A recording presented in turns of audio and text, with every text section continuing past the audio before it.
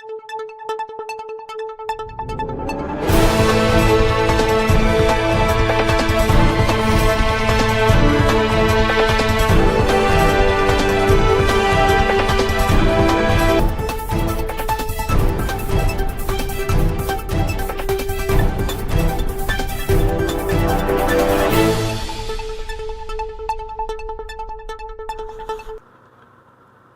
time is 12 o'clock and this is news at 12, coming to you live on Politics and Business Television Abuja.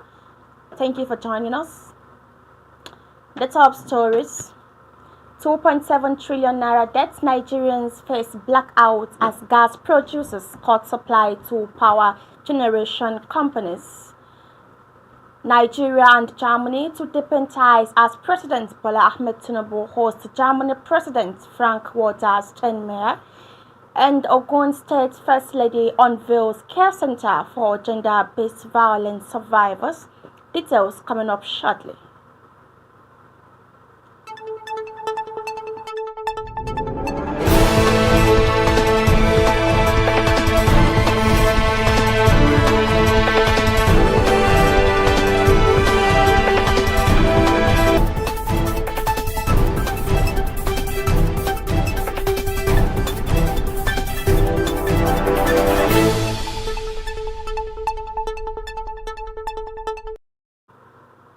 Welcome back and thank you once again for joining us on today's program. My name is Idris Amina.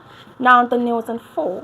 Let's begin with the wholesale gas producing companies that have abruptly stopped the supply of natural gas to power generation companies for electricity production over the non-payment of debts accrued from previous supplies. The Chief Executive Officer of the Association of Power Generation Companies, Dr. Joy Okaji, disclosed the latest development in an exclusive interview on Wednesday, stressing that the gas-producing companies have formally notified all gencos of the suspension of natural gas supply. The gas supply was abruptly halted after the Nigerian Midstream and Downstream Petroleum Regulatory Authority reportedly instructed gas producers to suspend the delivery of natural gas to indebted gencos until further notice, citing the escalating debts. The situation has led to a nationwide electricity blackout, severely impacting power generation across the country. Currently, over 70% of Nigeria's power is produced by gas-fired power plants. Earlier this year, Minister of Power Adebayo Adilabu disclosed that the federal government would start offsetting part of the debt it owes power generating companies in gas suppliers from April this year. The minister, while on a working visit to Edwin Power PLC in the Ikorodu area of Lagos State, said he would liaise with the Central Bank of Nigeria to prioritize foreign exchange allocation to power sector, saying this would boost the ability to ramp up capacity in terms of generating outputs. And on another news, President Bola Tinubu on Wednesday assured German businesses of Nigeria's readiness to fully implement existing pacts to ease investment in renewable energy, youth-scale development and industrial growth. Speaking during the visit of German President Frank-Walter Steinmeier, Tinubu highlighted ongoing reforms aimed at fostering a business-friendly environment and attracting foreign investment. These include import duty waivers for machinery, decentralization of power generation, and active foreign exchange reforms. Both presidents also discussed ways to improve the people-to-people relationships between both countries.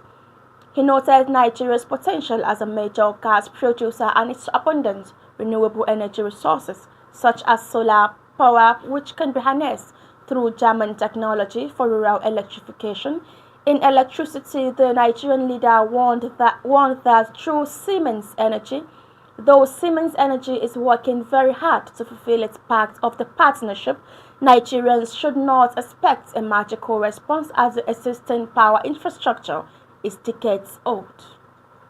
His comments comes just as the national grid collapsed on Wednesday, the 12th time in 2024. The president also underscored the importance of youth training, solid minerals, and industrial partnerships in advancing Nigeria's development agenda. And now the wife of Ogun State Governor Mrs. Bamidele Abiodun has advocated for strong support, care and justice for victims of gender-based violence. Mrs. Abiodun has therefore hailed the determination of the state government under the World Bank-supported Ogun State Economic Transformation Project to build a sexual assault referral center at Ijebu-Ode to provide a support and care center for survivors of gender-based violence. The First Lady disclosed this during the commissioning of the SAC building on Wednesday. Mrs. Abiodun described the construction of the SAC as a bold step taken by the state government to achieve the vision of a society where every survivor has access to the needed support from all stakeholders.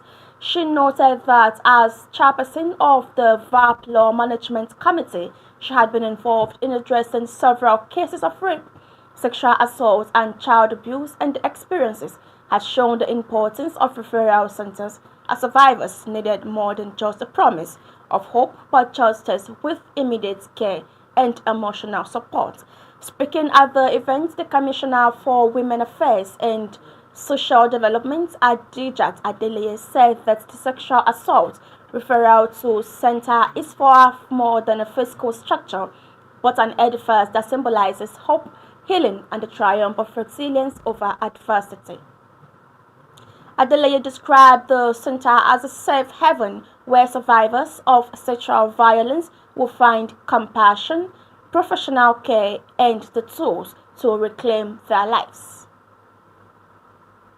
This is news analysis coming to you live on Politics and Business TV, Abuja. Still to come.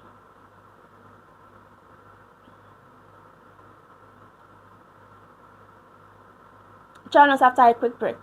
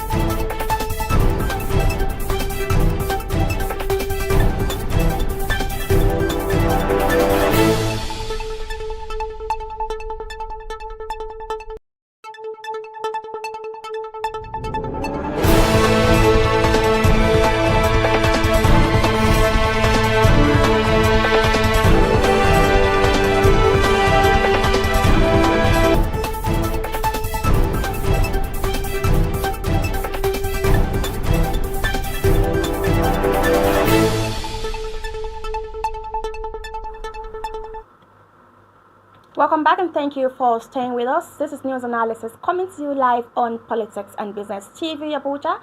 Moving on, the Association of Senior Staff of Banks, Insurance and Financial Institutions has attributed the worsening cash shortage across the country to the Central Bank of Nigeria's inability to meet the cash demands of the commercial banks. Association of Senior Staff of Banks, Insurance and Financial Institutions President Olusoji Oluwole has highlighted the dire impact of the scarcity, particularly as the festive season approaches, with increased demand for cash for shopping and business transactions. Oluwole explained that banks have only two primary sources of cash, the CBN and the retailers. He also noted that the Apex Bank has failed to meet the cash demands of banks, while retailers profit by selling cash instead of depositing it back into the banking system. Citing statistics, Oluwole stated that banks collectively require at least 20 million naira daily to operate, with ATMs needing approximately 8 million naira each and 4 million naira over the counters. He stressed the importance of CBN providing clear statistics on cash circulation to improve distribution efficiency. Oluwale also advocated for a shift towards less dependency on cash, emphasizing that a cashless economy is cheaper, safer, and more efficient for the economy. In addition, the Oluwale called for security agencies to crack down on illegal currency trading. He also urged authorities to investigate reports of point-of-sale operators buying cash from fuel stations and supermarkets. He concluded by reiterating that no bank deliberately withholds cash from its customers. And now the Chief of Army Staff, Lieutenant General Ofarmy has charged Nigerian Army personnel to take full ownership of their responsibilities, uphold professionalism, and contribute to the continuous growth improvements of the Nigerian Army. In a statement by the Director, Army Police Relations, Major General Onyema Nwachukwu, the COS stated this during his maiden operational visit to Headquarters 1 Division, Nigerian Army in Kaduna on Wednesday as part of his ongoing tour of formations and units across the Nigerian Army. He reiterated his commitment to empathetic leadership and assured Nigerian Army personnel that their welfare remains a top priority. Addressing officers and soldiers during the visit, Oluyede reaffirmed his dedication to fostering a professional, well-equipped and motivated force, while also highlighting his plans to address accommodation challenges, ensuring that every soldier has access to proper housing. The COS also underscored the importance of rigorous training to maintain a combat-ready and results-oriented army. Upon arrival, the COS was welcomed with a well-turned-out quarter guard and received a comprehensive briefing on the operational activities of 1 Division by the General Officer Commanding Major General Mayirenso Sarusa.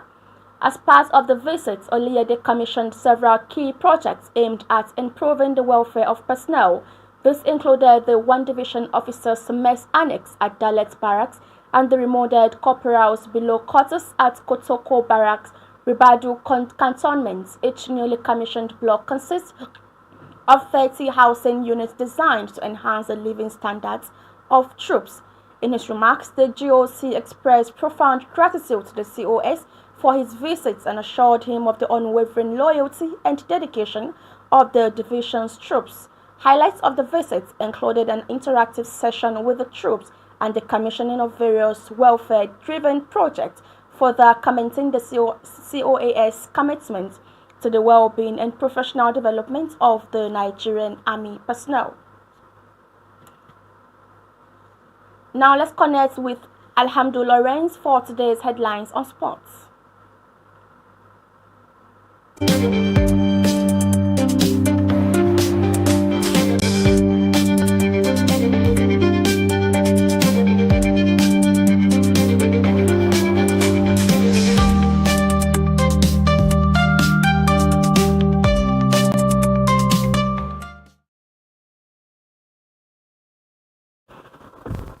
Hello and welcome to Sports News here on PMB TV with me, Alhamdu Lawrence. We begin today with Manchester City boss Pep Guardiola dismissing Ike Gundogan's claim the players are overcomplicating their passing after slumping to a 7th defeat in 10 games at Juventus. Gundogan also said City are short on confidence and the opposition don't need to do much to get them. City slumped to their 7th loss in 10 games in all competitions as they were beaten 2-0 at Juventus. Second half goals from Dusan Vlahovic and Weston McKennie at the Allianz Stadium left Guardiola's side languishing in 22nd place in the standings. With just 2 games of the league phase remaining, a place in the top 8 and automatic last 16 qualification looks beyond City, and they face a battle just to stay in the top 24 and claim a playoff spot. City now face a crunch trip to Paris Saint-Germain, who are also at risk of failing to qualify next month. Arsenal are closing in on qualification, in the other hand, for their last of 16 in the UEFA Champions League after a 3-0 victory over Monaco at the Emirates Stadium. But it was another brilliant night for Saka, who showed his importance to Arsenal again by scoring his third and fourth Champions League goals of the season. The England international has now scored in 6 of his 7 home Champions League appearances for the Gunners, 7 goals, while he has been involved in 14 goals in 14 games overall for the Gunners. In the competition, 8 goals and 6 assists. Only Liverpool forward Mohamed Salah, 16 goals and 12 assists, has been involved in more goals in all competitions among Premier League players this season than Bukayo Saka, who is having 9 goals and 12 assists. Arsenal boss Mikel Arteta said he is not surprised by Saka's contribution and backed him to keep improving. In boxing now, Daniel Dubois has labelled himself the full package, capable of presiding over an era of destruction in the heavyweight division. Dubois is preparing for the next defense of his IBF world title against Resurgent's former world champion Joseph Parker in Riyadh on February 22nd. Dubois obliterated Anthony Joshua to retain the IBF belt at Wembley in September, but insists his reign will not only be defined by his devastating punch power. Asked if he wanted to be the Mike Tyson of his era of weight boxing, Dubois said, "I'm going to be me, but do it in that destructive fashion." Dubois beat Filip Hrgović to become IBF interim champion in June and was upgraded to full world champion when confirmation of Alexander Usyk's rematch with Tyson Fury forced the undisputed Ukrainian to vacate the belt. The devastating stoppage of Joshua only underscored Dubois' credentials as a world champion, and the 27-year-old believes we are now at the dawn of his era. And to wrap up the news, we head now to Formula One, where Lewis Hamilton's week-long Mercedes farewell tour is in full swing, with the 7-time world champion saying goodbyes to the German manufacturer's employees and sponsors ahead of his move to Ferrari. After finishing his silver hours carry on the track last Sunday with a staggering comeback drive to 4th place in the season-ending Abu Dhabi GP, Hamilton headed to Kuala Lumpur in Malaysia to visit the home of long-time sponsors Petronas to say his goodbyes there in front of 1,000 staff. The 7-time champion then went to a fan event attended by 3,000 people for a question and answer. On Wednesday, Hamilton was back in Europe visiting Mercedes' main company based in Stuttgart, Germany. The manufacturer has backed his career, first with McLaren and latterly their own works team, since he was 13 years old. He will be back in the UK at the end of the week for what are bound to the emotional farewells to the Formula One team's bases in Berkeley and Brixworth. And this is the size of our news for today. Thank you so much for listening. I remain Alhamdulillah Lawrence, and bye for now.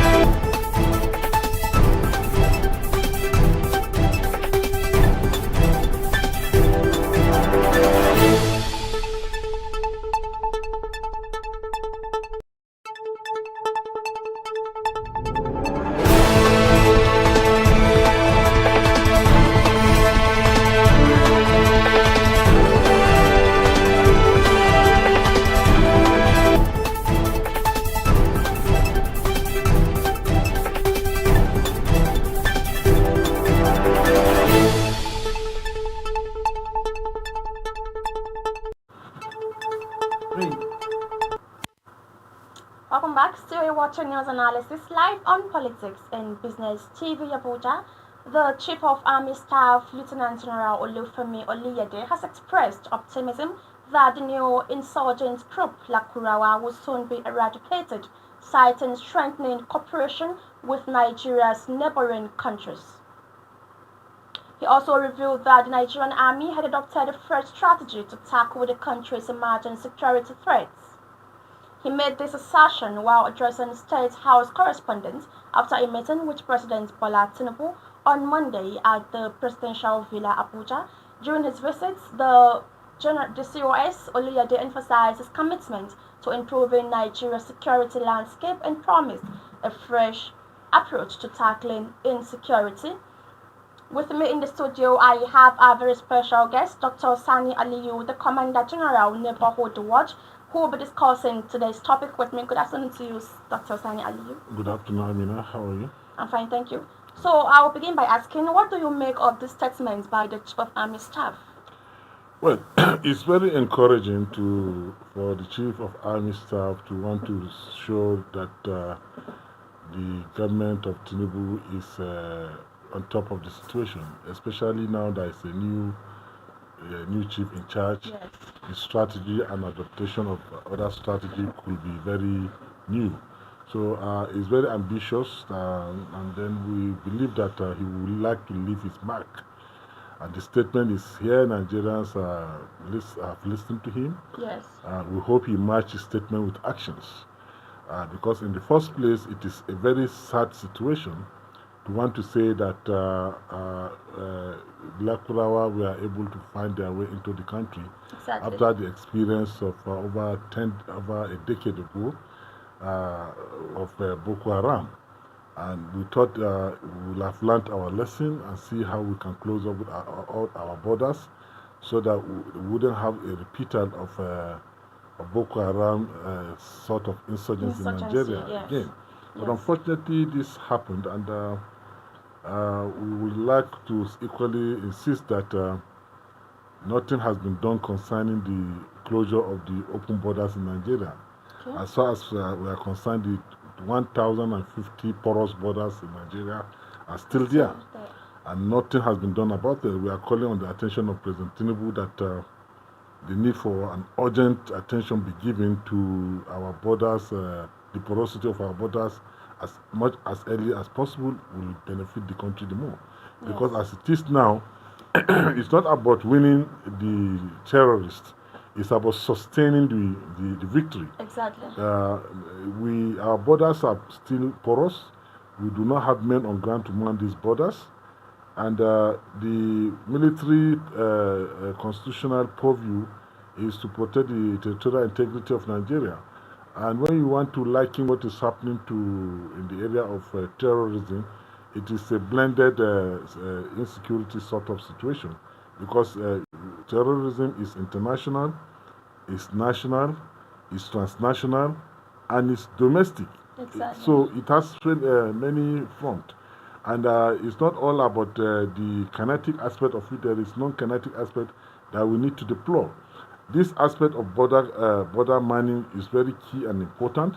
And the military cannot be everywhere at the same time. Even today, the customs and the total workforce of the Nigerian security, unfortunately, is far below the global standard. When we are talking of military population, security population to individual citizens, maybe the policing aspect of it. So the need for the government itself to upgrade itself.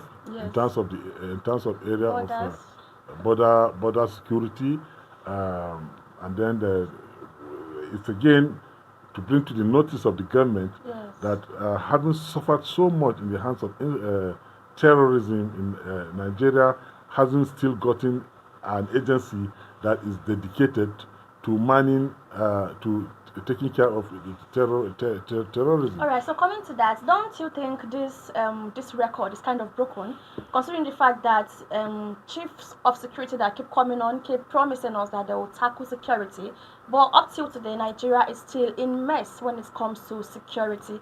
So do you not think that this sound like a broken record coming from the chief of army staff? We have been hearing also such statements right before Brutale, through Brutale time and so on and so forth. But you cannot take it away from the military. You cannot discount their effort. You cannot say they haven't tried. It's a great success they have achieved. If you want to look at the rating of Nigeria in terms of within the global society, where our rating in the earlier was third most terrorized country in the world. But today we are shifting ground from third to become eighth, and I hope very soon become ninth most terrorized country in the world. Meaning we are degrading in terms of terrorism activities. It's quite degrading. And if you want to look at the success so far, you will say there's a lot of success, especially in the area of Boko Haram terrorist situation. Yes. That has gone into oblivion. And so we are not expecting, as a nation, for another group to be able to emerge. While we have seen what the amount of money, the amount of lives that we lost in terms of fight the war against Boko Haram. So, I mean, there is a lot of laxity in the system in terms of prudence, what we call prudence, and what we call being not patriotic, being upped in the game, meaning a situation where you are proactive. We need to have a proactive security system where we can be able to project the military or the whole security should be able to give us project 10, 20, 30, 40 years, 100 years of security arrangement that will stop anything to come into this country before it even starts coming. So how do you think we can put this into practice? Because how did Nigeria as a country even get into this mess that a new group, a terrorist groups keep springing up despite the security measures that are in Nigeria? Because the needfuls are not done. Everybody is relying on the military, and the military cannot be everywhere at the same time. We have the DSS. The DSS will be up in their game too by giving the military the necessary information they require. But if you want to go by, you cannot. It's not about blaming anybody, but it's about telling the truth that Nigeria, for all intent and purposes, is a country of about 927,000 square kilometers, with a population of over 200 million people, and total security force, including the military, the police, the DSS, the civil defense, even the prison, correctional workers, the immigration service, the customs. They are all total population are less than 1 million. So and you expect this population to man 927 square kilometer over a spread of about 200 million people, that less than 1 million to procure security for this population and the size of the country. So it's if a huge joke. I understand what you are saying, you are trying to say our military personnel are insufficient. Not military personnel alone. The whole total security workforce are insufficient for the size of Nigeria and the size of the population of the country. But they keep recruiting every year. Why are they recruiting? The recruitment is insignificant to the population, that the gap that is there. Look at Egypt, for instance. Egypt is a population of about 100 million people, but they have a security population of over almost a million plus. Or 2 million. Now this is a Nigeria with 200 million people with less than a million, far less than a million security population, and we expect them to do magic? No, we cannot expect them to do magic. Meanwhile, it's a technology age. Technology are not being deployed in the war against insurgents in Nigeria. Look at this is because we refuse to exploit the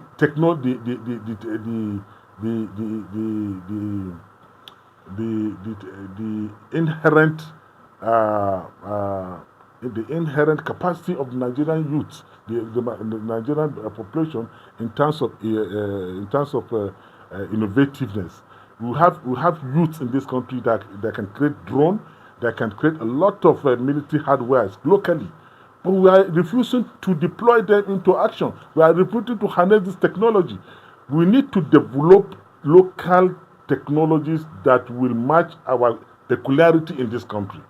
We cannot depend, as a nation, depend on importation of all these security hardwares and all this technology.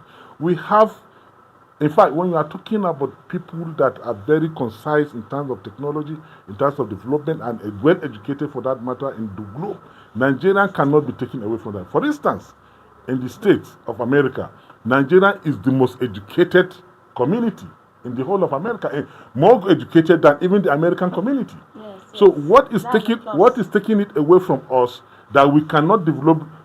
We can because you from time to time you will see local boys that are not even school that do flying objects.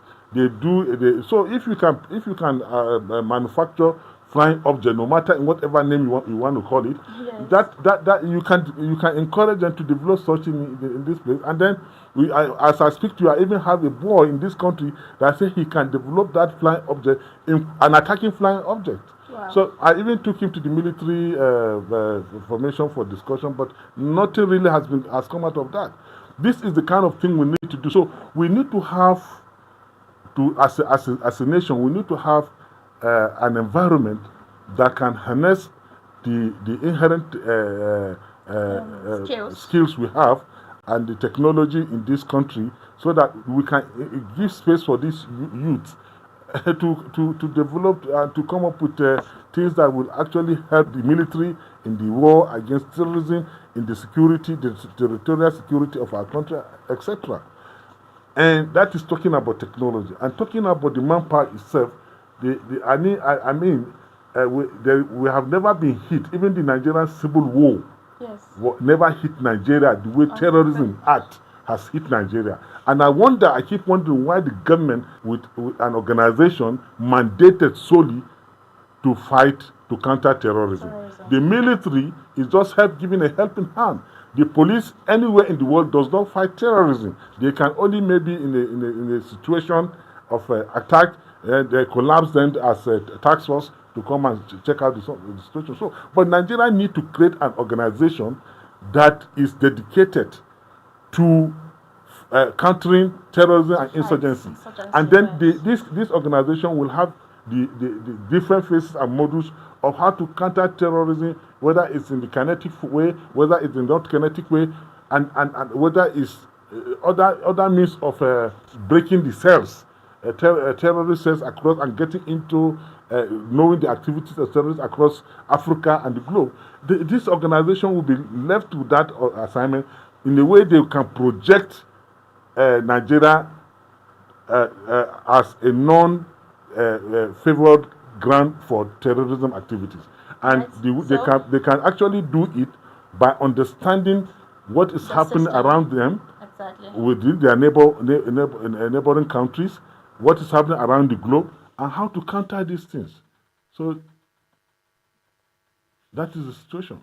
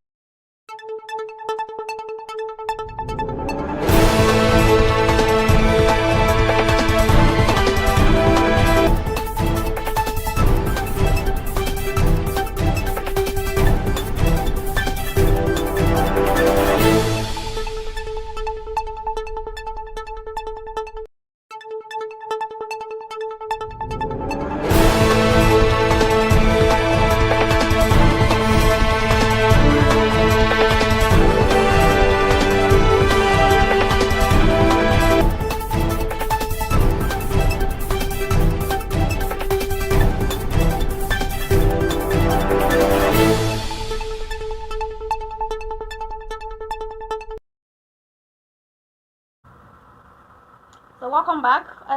Moving on. So my next question for you, sir: do you think the Nigerian government have the political will and capacity to fight this insurgency? Well, Nigerian government has always they are always having the political will to fight this insurgency, especially with the coming of President Tinubu and the choice of the personnel he did, starting from the Chief of Defense Staff, General Christopher, uh, who I know very well, was one time a theater commandant, so he is very versatile in terms of the war against terrorism. I give that to him. And late Lagbaja, of blessed memory, I know him very well too in the areas of this war against terrorism, and he gave his best. May his soul rest in peace. The new Chief of Defense Staff, Kwas, I hope that he delivers the way these guys have been working sleeplessly to see that the terrorism is degraded in Nigeria. So I have no doubt whatsoever concerning the new Chief of Army Staff, Oluwede, that he said he's going to degrade or eradicate Lakurawa from Nigeria. I believe with somebody like General Christopher behind him, they will succeed. Yes, we hope so. We hope so. So okay, where are we as a country? Where are we really getting it wrong? Where are we really getting it wrong as a country as far as this fight is concerned? What will be your contribution and comment on this reoccurring insurgency and even terrorist group telling the country that they are in the country and the government has not been doing anything about it? No, the government has been doing something a lot about it, but you wouldn't see it from this side of from this side of the divide. The truth is that the government of Tinubu, like I will give him my own candid advice, and the NSA is that it is high time they create an organization dedicated to fighting insurgency. We have a lot of quasi organizations on ground. Organizations like Neighborhood Enlightenment and Safety Organization, NESO, that have been helping the military so far in this fight, and which part of their initiative was the creation of civilian JTF. These guys can be called upon and then see how they will deliver maybe NESO as the one to man to counter terrorism in Nigeria, just like the way former President Olusegun Obasanjo, in his wisdom, saw the need to create civil defense. Civil defense was there since 1967, but in his own tenure, he found that he's got the wisdom that now this civil defense can protect the critical government installations and then adopt them and then make them part of government. So we need to have a dedicated agency that is mandated constitutionally to fight terrorism. And that is the only way we can get this thing sorted. Otherwise, the military can always get them out, but they can never be there to sustain the victory and not to allow them come in. They will always find their way in. Like I said, we have 1,050 porous border. The military purview is not to protect the borders of Nigeria. We have custom, and custom. How many are they? They are busy at the seaports more than the other entry points. We have 1,050 open borders that the population of custom cannot even serve. So it's not about custom now. We have seen that custom are not trained to fight, to engage terrorists. Even the police cannot engage terrorists square to square. We have seen in this country where in Maiduguri, policemen were removing their uniform, putting it in the bag and running away. So terrorism is a very serious crime, and it needs serious organizations, dedicated organizations to fight it. Now we have been, the danger here is that we have been exploiting our military in this area. God forbid, what if we have the external aggression coming in from another country, want to take over Nigeria or for whatever? Who will go to protect the territorial integrity of Nigeria? Already, the military has been exhaustively exploited for local fight, for fighting miscreants like Boko Haram and miscreants like Lakurawa, and with the heavily trained military that we have Nigeria has expended so much money on. We are wasting their life on miscreants. So the government should find it necessary, and the NSA should find it necessary to come together and say, okay, fine, the military is too much to fight this thing. The military are too expensive. The money, the taxpayers' money that have been invested in the military is too much to be losing their life for miscreants. So let's form an organization, an agency that will, okay, solely this is their responsibility. Then we leave our military to be to continue in that state of being one of the best we are having in Africa and the world. Right. But when Boko Haram we are messing up with our military to the extent you now start asking Nigeria what is happening. So quickly, let's take a quick break from this insurgency to the French military base that's coming into Nigeria. How true is this allegation, and what do you think would be the consequences of this? Well, as far as I'm concerned, I do not see how any country, not even France, even America, to have military base in Nigeria. Because even if we are here when Obasanjo was in government, and what causes General Malu's discord between him and Obasanjo as the chief of army staff then was that the Americans were looking for collaborative operations with the Nigerian military to come and train Nigerian military, and Malu said no, Nigeria's military are the best ground soldier anywhere in the world. The Americans have little or nothing to train Nigeria, so they only want to come and spy on the kind of equipment what we have in the country, so that so he didn't agree. And Obasanjo said, you must go. He said, no. He threw his paper and resigned. And what happened to Malu, we have 5 military officers there now. The chief of CDS will rightly advise the president that it's a no-go area. No matter the friendship between the president and Macron, that will not bring France into this country. Nigeria is too civilized, and we are too much for any foreign country to come and exist within us. In fact, we are even more intelligent than them. Okay. We are more intelligent than them. We are more classic. That's why they fear Nigeria in any sphere. When it comes to crime, Nigeria is perfect. When it comes to development, technological area, medicine, and anywhere, any field you touch Nigeria, we are good to go. Today, America is heavily relying on Nigerian expertise. So we don't see why there's no need for any country to come and say military base. How? To do what? Is it that we cannot protect ourselves? Our military is rated one of the finest in the world. So what will France come to do in Nigeria? Absolutely nothing. So Tinubu cannot, for the sake of his friendship with Macron, say he wants. No, Nigerians, we are not that mumu country. No, we will not allow that to happen. It will not even happen. Tinubu will not even start it. Friendship with Macron, yes, they are very good friends. Right when he was a governor in Lagos, they are very good friends. So let's not misunderstand the friendship of our president, Ahmed Tinubu, to bringing in France military base in Nigeria. We are too much for that. We are not such country at all. We are not a small country. Thank you very much, Dr. Sani Aliyu, for the wonderful insights, comments, and contribution on this topic. Thank you. So, terrorism in Nigeria has become a great crime, and the government has to stand up, according to our guests, make a body that will solely fight this crime, this insurgency in the country. Terrorism in Nigeria is a long run, and to delve into this topic, we need a whole day to talk about this. Tristan Factor would love to stop here for today. Thank you for joining us on the program. My name is Amina Idris. Bye for now.